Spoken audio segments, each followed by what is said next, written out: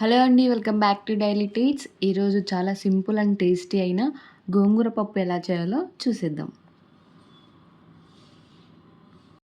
ఇక్కడ నేను 2 కట్టల గోంగూర తీసుకున్నాను. దీన్ని ముందుగానే కడిగి పక్కన పెట్టుకున్నాను.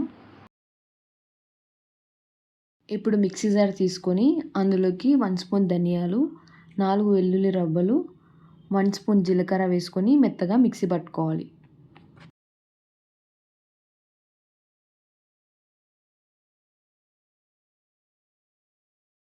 ఇప్పుడు కుక్కర్ తీసుకొని అందులోకి కందిపప్పు వేసుకోవాలి. ఇక్కడ నేను గ్లాస్‌న్నర కందిపప్పు తీసుకున్నాను. అలాగే 3 స్పూన్లు శనగపప్పు వేసుకోవాలి. తగినన్ని నీళ్లు పోసుకొని 2, 3 సార్లు బాగా శుభ్రం చేసుకోవాలి.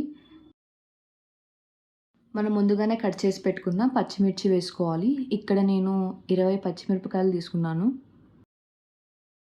అలాగే మనం ముందుగానే కట్ చేసి పెట్టుకున్న ఒక ఉల్లిపాయ, మనం ముందుగానే మిక్సీ పట్టి పెట్టుకున్న ధనియాలు, జీలకర్ర పొడి వేసుకోవాలి. ఎందుకు ఈ పొడి అంటే మంచి స్మెల్ కోసం. ఇక్కడ క్లిప్ మిస్ అయిపోయిందండి. ఒక గ్లాస్‌కి చొప్పున 3 గ్లాసులు నీళ్ళు పోసుకోవాలి. అలాగే కొద్దిగా పసుపు వేసుకోవాలి.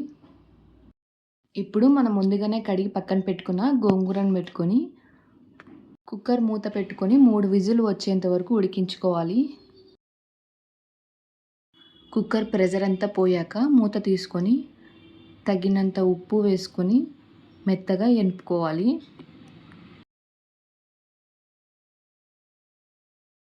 పప్పు తాలింపు కోసం ఒక గిన్నె పెట్టుకొని అందులోకి తగినంత ఆయిల్ వేసుకోవాలి.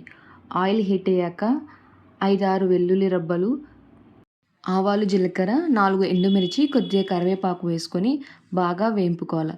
పోపు అంతా బాగా వేగిన తర్వాత మనం ముందుగా వెనిపి పెట్టుకున్న పప్పుని వేసుకొని ఒకసారి అంతా బాగా కలుపుకొని స్టవ్ ఆఫ్ చేసుకోవాలి.